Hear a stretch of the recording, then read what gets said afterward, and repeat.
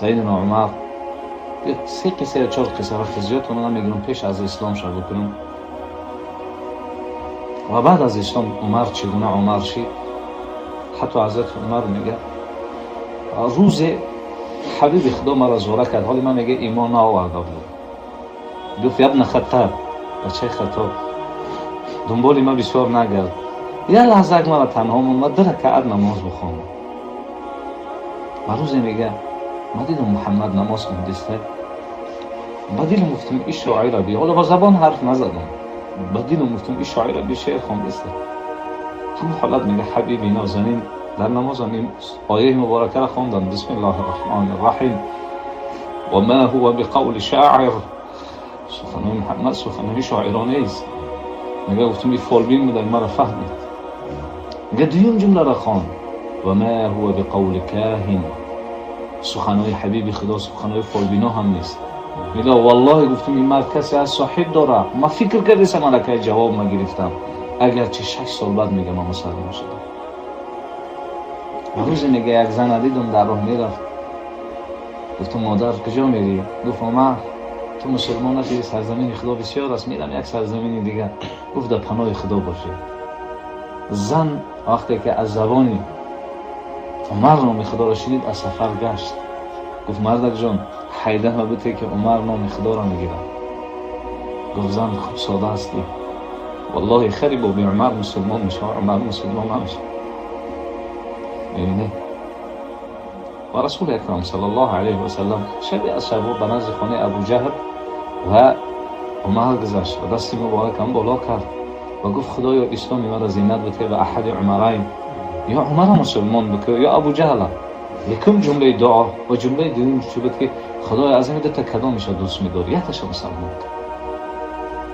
و وقتی که برادر حضرت علی جعفر هجرت کرد، عمر بسیار ناراحت شد و خنجر هم کشید. و وقتی که عمر خنجر را میکشید تا به مقصد نمیرسید، دوباره در غلاف نمیموند و قصد هم کرد که میرا محمد نازنین را میکشد. و در راه هم میآمد و سوالش هم کردن کجا میری؟ گفت محمد بن عبدالله را از بین میبرم و از اولاد عمر را از بین میبرم، برابر میشیم و باقی مانده مردم عرب آرام باشند. گفتن اگر مسلمان کشی برای خواهر خودت باید نه، حالا خباب درسشون دادیست تا اینجا بروند تا بریم حبیب خدا را آگاه بکنیم. صحابه دویده میره. حضرت جان عمر اومدیسته و اون خنجر هم در دست. حضرت اهمیت نمیده، صحابه حیران است عمر اومدیسته. فقط حمزه گفتن اگر میبینیم نیت عمر خیر است خیر، اگر نیتش خیر نباشه پاره پارهش میکنیم. اما حبیب خدا بی پروا بودن. اصحاب نمیدونستند که همون شبی که عمر قصد کشتن کرده است، رسول الله قصد دعا کرده و گفتن وقتی عمر میآید حضرت یقین کرد که دعاش در حضرت عمر قبول شد. و مجرد در آمدن حبیب خدا را آغوش کردن، بیعت کردن و سوال عجیب هم کردن. حضرت جان ما حقیم یا مشرکا؟ گفت ما. پس چرا خاموشی؟ از زمانی که اسلام آشکارا دعوت شد، اسلام آوردن حضرت عمر است. هر روز هم حضرت عمر هم تو به ناله حبیب خدا را نگاه میکرد. رسول الله سوالش کردن عمر چرا ناراحتی؟ گفت حضرت جان همه کارهای پیش از اسلام مرا ناراحت میکنه. گفت کدام؟ خودت میدونی که عادت ما بود که دخترها را زنده و زنده زیر خاک میکرد. از اون جمله ما هستم. 20 دختر زیر خاک کرده. از این 20 17 تاش خودم نیست و از این 17 تا 3 تاش خودمه و 3 تاش هم 2 تا اولش در پروانه دارم. دخترچه سوم دست گرفتم صحرا میرفتم.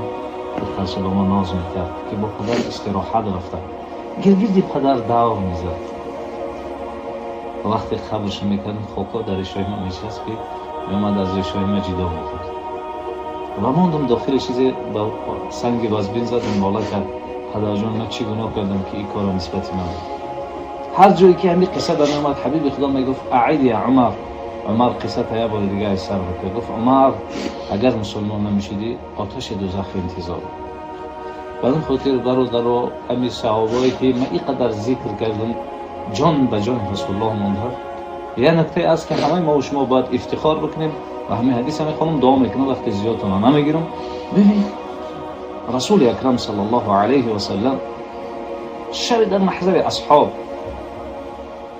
روزی آمدن قبرستان و سلام به مردم قبرستان دادن و یک نکته جالبی را گفتن دوست می‌دارم کاش که برادران را ببینم. در بین صحابه کلمه گفتن خیلی مشکل است. اصحاب گفتن رسول الله ما برادرایت نیستیم که آرزو داری کاش که برادرات ببینی؟ رسول الله گفتن بل انتم اصحابی، شما نوری چشم ما هستید. برادر و صحابه خاک پاش از ما و شما بالا است. زیرا در صحبت حبیب خدا نشست. همون هنده که امیر حمزه را شهید کرده است، حبشه که امیر حمزه را شهید کرده است، همون خاک پاش از ما و شما بالا است. پس صحابه گفتند حضرت جان رفیقای تو کیان؟ گفت حالا پیدا نشده. حضرت دوباره سوال کردند که حضرت جان اونو پیدا نیستن، چه خیلی میشناسیشان؟ حضرت گفت یک انسان 100 تا اسب سیاه داشته باشه، یک اسب پیشانی قشقه الا یعرف خیله، آیا اسب نمیشناسه؟ میشناسند. حضرت جان گفتن همونی که ما آرزو دارم ببینیمشون در این دنیا داری و برای من نصیب نمیشه. فانهم یأتی یوم القیامه. حبیب خدا میگم من همون جوان مردایی که آرزو دارم کاش که ببینم در این دنیا دیدشون نمیتونم، در روز قیامت میبینمشون. و انا فرطهم علی الحوض، من پیشوازی او میبرم در حوض کوثر انتظار. برادر فرط میدونی چی میگن علما؟ وقتی ماشین شاه عروس میگه کودک دویده شادی کرده میروه، حبیب خدا میگه من پیشگاه اهل جنتم تا دویده میروه. آرزو دارم و هر کسی بخواهد که حبیب خدا روز قیامت پیشوازش بگیره، از ما بگم 1 میلیون قرض میکنین صرف میکنین، 1 میلیون هم در کار نیست. یک قرابه آبی طهارته که 2 روبل هم قدر نداره. اگر هر کسی طهارت میکنه در جای دست‌ها و اعضای طهارت میکنه دیگه آب میرسه، نور بالای نور میشه و حبیب خدا میگونه جوان مردار انتظار است. برادرو خدا هر کسی اجازت نمیده که رو پروش بیستی و دستت هم برداری و بگوی الله اکبر و بعد از اون سبحانك اللهم بخونی و بعد از اون اجازت بده و بگوی اعوذ بالله من الشیطان الرجیم بسم الله الرحمن الرحیم الحمد لله رب العالمین. سیدنا عمر رضی الله تعالی عنه و ارضاه نفری هست که رسول اکرم صلی الله علیه و سلم فرمودند خدای من به زبان عمر صحبت میکنه. و نفری هست که رسول الله گفتن لو کان بعد نبیا، اگر بالفرض بعد من پیغمبر میشید هرانه عمر میشید. ما پیغمبری تمام دیگه بعد ما پیغمبر نیست. عمر نفری است که ابو موسی اشعری رضی الله تعالی عنه و ارضاه صحابه حبیب خدا گفتن ما یک روز خدمت برای خدمت حبیب خدا میگذارم. این روز ما پاسبان حبیب خدا است. ما کسی را اجازت نمیتونم که نزد حبیب خدا بدروه مگر بعد اجازت. حبیب خدا یک باغ در آمدن، پاهکای مبارکشون بالا کردن، حوض در مثل کودک بازی میکردن. چند عظمت سیدنا ابوبکر رضی الله تعالی عنه و ارضاه آمدند، خواستن نزد حبیب خدا بدروند. گفتن برادر ابوبکر ما اجازت نمیتونم شما بدروید، ما اول از حبیب خدا اجازت میپرسم بعد بدروید. آمدن گفتن حضرت جان ابوبکر آمده است. حبیب خدا گفتن کی آمده است؟ گفت ابوبکر. گفت ابوبکر بله فسلیمه فبشره بالجنه. ای ابو موسی اول برای ابوبکر سلام بگو و بعد از اون بگو مبارک شو که جنت انتظار شد. منش بیه. سیدنا ابوبکر رضی الله تعالی عنه و ارضاه در آمدند و دیدن حبیب خدا پای مبارک بالا کردن مثل کودک بازی دارن، از پهلوی راستش نشستند و پاچه‌های مبارک بالا کردن مثل کودک بازی کرد. و لحظه بعد سیدنا عمر اومدن، عمر شجاع میخوان از حبیب خدا درآید، محبت بین عقل بین درس عمر اجازت نیست، اول ما اجازت میگیرم. حضرت جان عمر آمد از کی؟ عمر بله فسلیمه فبشره بالجنه. برای عمر بگو سلام و مبارک شو که جنت انتظارش است.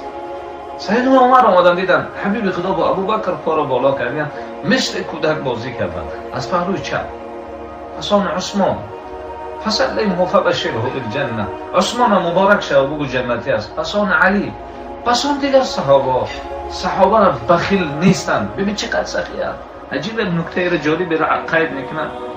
کاش که تمامی برادر می داشتم همش می آمدن همین لحظه و از زبان مبارک این خبر خوشی به جنت میشه. رسول اکرم صلی الله علیه و سلم شب معراج آمدن با عمر عجیب صحبت کردن. عمر والله در جنت یک قصر دیدم دیگه از این قصر زیباتر ندیدم. سیدنا عمر گفتن چگونه قصر بود حضرت جان؟ گفت یک خیشت از طلا و یک خیشت از نقره بود و همون لای دیوال بینشان از سیم و زر بود و از این دیگه منظره زیبا نبود. این منظره مرا در هیجان آورد و سوال کردم که این منظره زیبا کی را انتظار است؟ فقالوا لشاب من قریش، گفتن حضرت جان یک جوان قریشی را انتظار است. حبیب خدا خود که قریشی بودن، فظننت انی انا هو، حضرت میگه من گمان کردم که همون قرجان بالا، من گمان کردم که همون مرد قریشی من هستم. حبیب خدا را ببین نکته جالب شد، فظننت انی انا هو، گمان کردم که انا همون جوان قریشی من هستم. حضرت میگه به طاقت شدم. فقلت من هو، گفتم اون جوان مردی که خیلی لایق این منظره انتظارش هست او کی هست؟ فقالو، میگه گفتن عمر ابن الخطاب است. حبیب خدا گفتن عمر جان من غیرت نکردم که قصر شما را تماشا بکنم. رسول معظم اسلام گفتن حضرت آیا عمر در نزد تو اینقدر غیرت داشت که قصر را تماشا نکردی؟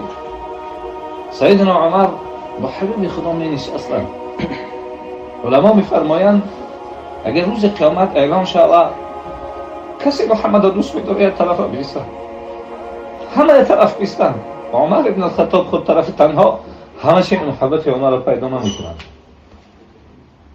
رسول الله پرسید، راوی عجیب روایت میکنند، میگه هم تو دست سیدنا عمر را ترکید. عمر را دوست می‌داری؟ ولی حضرت جان شما را دوست می‌دارم. عمر تا کدام اندازه مرا دوست می‌داری؟ یک وزن مانیم، ترازو بمانیم. عمر مرا زیاد دوست می‌داری پدرت؟ حضرت جان شما را دوست می‌دارم. عمر فرزند، همسر، شما. نکته آخر عمر، نکته جالب است. عمر مرا زیاد دوست می‌داری خودت. حضرت جان من از تو زیاد دوست می‌دارم. عمر محبت نیست و ایمان هم ایمان کامل نیست. لفظ حدیث تا همین اندازه است، اما شارحین عجیب میارن. حضرت عمر میگه از همین نکته بالا خیستن رفتن و هم پریشان بودن. با فرزندش عبدالله وا خوردن. عبدالله گفتن آتا جان چرا اینقدر پریشانی؟ گفت بچم محمد ابن عبدالله مرا سوال کرد مرا زیاد دوست می‌داری یا خودت؟ در جواب گفتم خب من از تو زیاد دوست می‌دارم. گفت پدر جان چرا نگفتی که از جان عزیزم دم تو برای من عزیزی؟ گفت عبدالله عمر نفری نیست هوا برای، ولی عمر نفس سوال میکنه ای نفس تو زیاد محتاج به محمد داری یا به خودت؟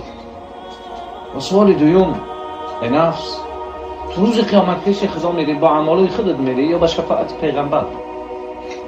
پدر جان نفس چی گفت؟ گفت نفس گفت عمر از تو دارم زیاد احتیاج به پیغمبر دارم. اما روز قیامت پیش خدا میرم، من به عمل خودم نمیرم، اما امید و آرزو و شفاعت حبیب دارم. و دوباره آمدم هم تو دست مبارک خبیدم، گفتم حضرت حتی از جان خودم دم تو برای من عزیزی. نو ایمانی تو کامل شد و سعادتمندی و نیکبختی تو نو کامل شد. سیدنا ابوبکر، سیدنا عمر یکی مسئله نافهمایی دارن و حق هم هست به جانب عمر. روز اگر ما برادرمون حق باشه عذرخواهی نمیکنیم، بخشش نمیپرسیم. سیدنا ابوبکر گفت عمر جان ببخش، حق به جانب شماست. کلی حضرت عمر در حالت شجاعت نبخشیدن و از محفل خیستن رفتن. سیدنا ابوبکر گریه دارد، سیدنا ابوبکر گریه دارد و خیلی هم ناراحت هم هست و از او جمعی خیزه و از او جمعی خیزه. سیدنا ابوبکر بلو ما هم میخیزیم انشاءالله. بلو سیدنا ابوبکر رضی الله تعالی عنه و ارضاه گریه میکنه و میرم آیسته آیسته مجلس حبیب خدا محمد مصطفی صلی الله علیه و سلم. سیدنا وقتی میره و یک پاچه بروک بالا هست، یک پاچه بروک پایان. حبیب خدا ابوبکر تماشا میکنن میگن صاحبکم، رفیق شما، این دوست شما، این عزیز شما با کسی جنجال کرده. عادت جنگ یک طرف کشال یک طرف کنده میایی. وقتی نزدیک شدن حبیب خدا هرگز نمیخواست ابوبکر ناراحت ببینه. ما بکه یا ابوبکر، ابوبکر جان چیش دست چرا این ناراحتی؟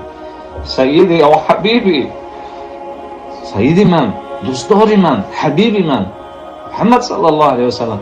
بین ما و عمر مسئله نفهمی بود، لکن حق به جانب عمر بود.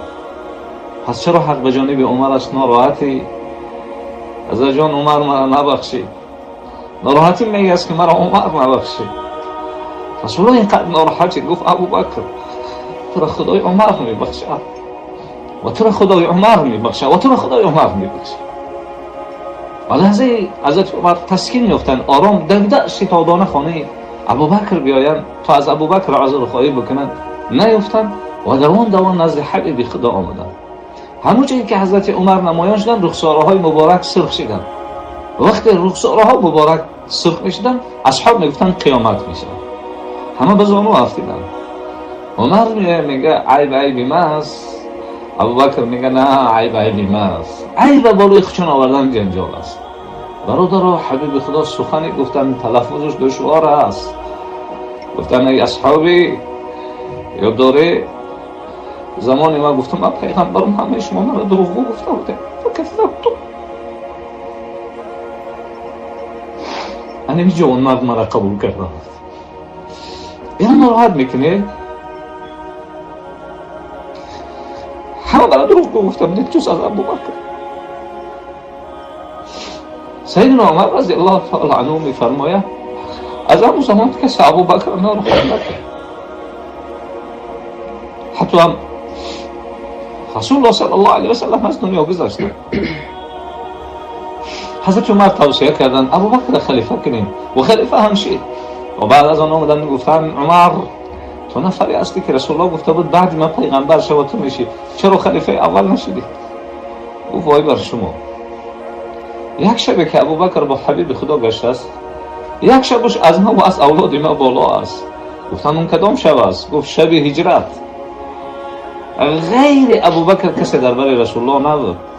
راه میگشتن از چهار پهلوش و مردم نگاه میکردن و تصور میکردن که با حبیب خدا 4 نفرن و حالا 4 نفر نیستن. گفتن چند نفر بود؟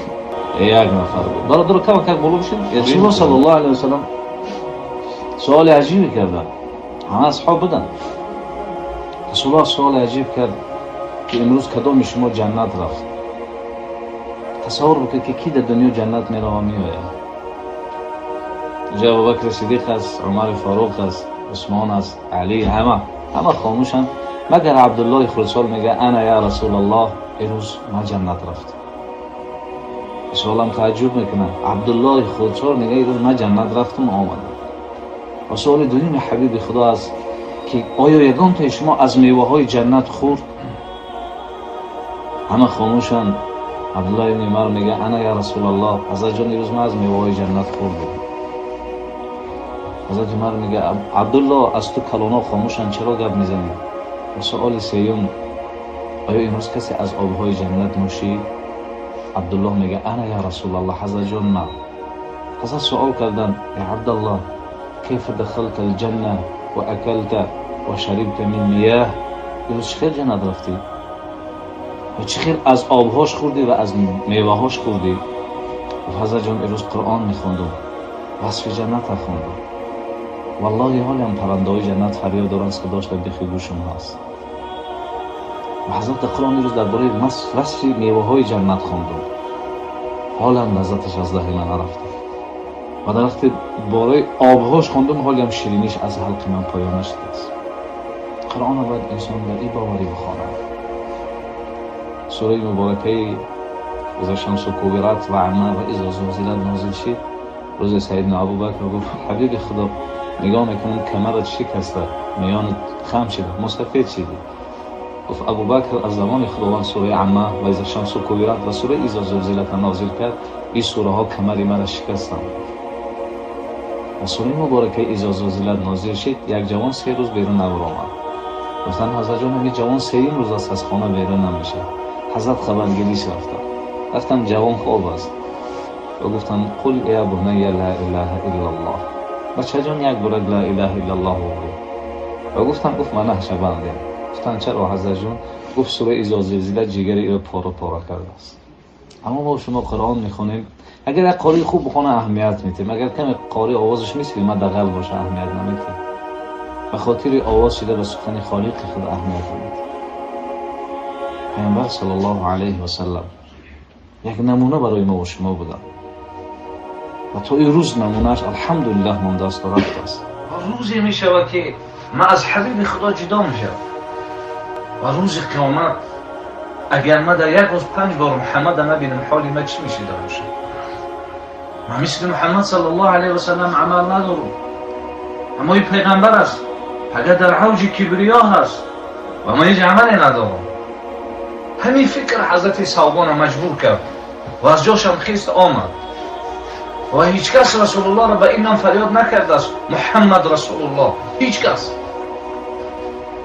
وقتی که رسول الله را به این نام فریاد کرد حبیب خدا تعجب کرد که در احیای شب ثوبان شیشیده باشد به این علم را فریاد میکنه. و وقتی که برو آمدن پهلو یکدیگر را میدیدن رو پرو، ثوبان به اختیار گفتن والله لانت احب الی، رسول الله من تو را دوست میدارم، من بی نهایت تو را دوست میدارم، حتی در عمر یک فرزند دارم از او هم زیاد دوست دارم. من در این روزا حرکت میکنم تو را 5 بار ببینم، اما مرد ما را جدا میکنم. من اگر در روز قیامت را در یک روز 5 بار نبینم حالی من چی میشده باشه حبیب تو؟ و این صحبت هر دو میکردم و جبریل امین همون لحظه آمدن و خبر خوشی را دادن، نه فقط برای ثوبان بلکه برای تمام مسلمانان. فرمودن هر کسی در دنیا اطاعت الله و رسول بکنه روز قیامت با همراه پیغمبرها و اولیاء و صدیقین و شهدا هستند. همین خاطر برادران پیامبر صلی الله علیه و سلم آرزو کرد کاش من و شما رو ببینم، کاش که این آرزو ما میکردیم یک بار پیغمبر رو میدیدیم. خدا در این دنیا ما را رفیقی با پیغمبرت نصیب نکرد، پیروی نصیب. خدا پیغمبرت آرزو کرده بود کاش که یک بار ما را میدید. اگر پیغمبرت میدونست ما خود گناه میکنیم شاید آرزوی دیداری ما را نمیکرد. یا ربی خدای با کمبودی ما نگاه نکن، با بزرگی و آرزوی پیغمبرت نگاه بود. یا الله یا ارحم الراحمین، پیغمبرت اگر حرام میشی موقعی برادر شاید چشممون طاقت تماشاش نداره، شاید قلبمون از حرکت میمونه. خدای روز قیامت ما رو چشم میده، قلب بده طاقت دیدار خودت حبیبت باشه. خدای خودت وعده کردی که جنتی ها هر خواهشی داشته باشن اجرا میشه. خدای اگر در تقدیر ما جنت باشه یک خواهش داریم، ما رو با هم برادرامون جنت ببره. خدای اگر در تقدیر ما جنت هست روز قیامت ما رو اجازت بده و محمد صلی الله علیه و سلم صحبت کنیم و با او درد دل بکنیم و علم ها و شکایت های درد دل با محمد علیه الصلاة و سلام بگیم و ایران توفیق بده بگیم محمد ما تو را دوست می‌داریم، از پدرمون هم زیاد، از مادرمون هم زیاد، حتی از جان خودمون هم زیاد دوست می‌داریم. پروردگار ما ایمان داریم چگونه که برادرها و پدرشون از دنیا بردی ما را هم روزی میبرد. هیچ کس نیست که بین ما ترجمان باشد. خدای در روز ما را تنها نگذار. خدای ما ایمان داریم ما را سوال میکنی جواب میکنی. اگر سوال جواب میکنی به رحمانیت سوال بکن و قهاری و غضبیت سوال نکن. خدای ما در همین دنیا اقرار میکنیم که گناهی بسیار داریم، هیچ عمل نداریم. اگر پیش تو میریم یک خواهش و آرزو ختم میریم، رحمت و شفاعت حبیبت. خدای روز قیامت در بین مردم ما را از گناه ها نپرس. خدای اگر سوال میکنی به رحمتت سوال بکن، اگر به سوی ما قهر و غضب کردی ما از رحمتت سوال میکنیم، اگر عیبهامون را آشکارا کردی از ستوریت سوال میکنیم. خدایا عالمات گذشتش رحمت بخیر، باقی مانده عالمات خدایا عمر دراز، صحتی، سلامتی، الفت و مهربانی و یکدیگر فهمی را بین همه عالم اقسام، عالمای تاجیکستان و بین همه مردم اقسام